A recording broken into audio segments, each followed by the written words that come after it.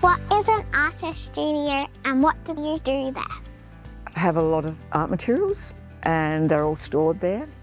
And I have other art, my art, over many years, stacked away. I spend a day in my studio, I'm working on a particular work. I might be working on a painting. I mentor people who come into my studio. I have visitors come to my studio. Other days I have to make lists of things that I have to do and buy and put together for exhibitions. What is your favourite thing about collage? Cutting is a really important part of collage for me. Changing the whole meaning of the work by just cutting something up that's pre-existing. But gradually I started to think about what I was doing had a relationship to choreography, that I was actually choreographing the elements in space, pinning them onto the wall, going back and looking at them. So then I started to work with dancers and to work with choreography because I felt that for years I had been making a practice that actually aligned to dance quite strongly. What is your favourite thing about puppets?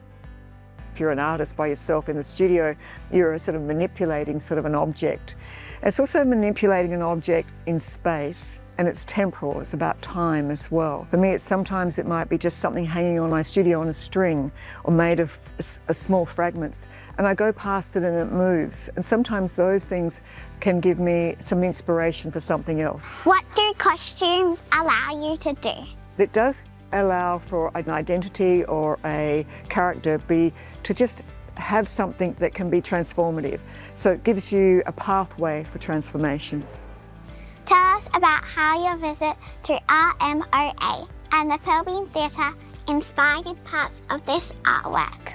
When I went in, I just loved the incredible strings that were hanging down everywhere, the ropes. There was no stage set. It was all behind the scenes. And I thought, well, that's sort of pretty interesting. I'm still sort of developing the idea about history in the 20th century and making it like a big lesson.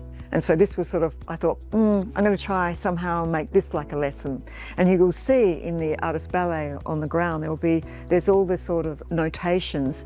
These are photographs of notations that dancers that I work with when they were dancing the artist ballet drew on the ground. What stories does the artist ballet tell?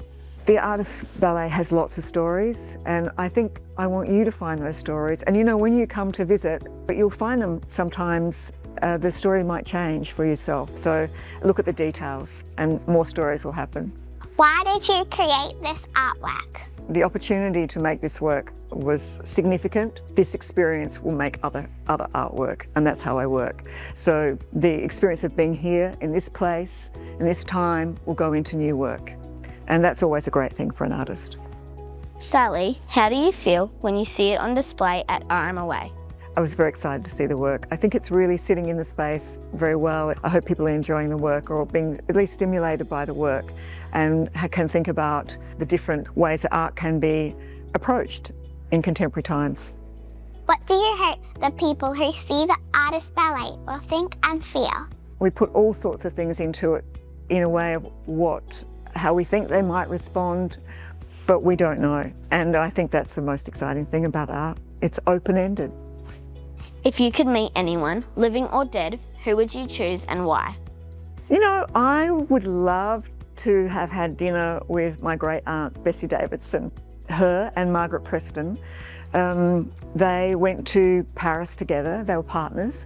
They went at the first part of the 20th century.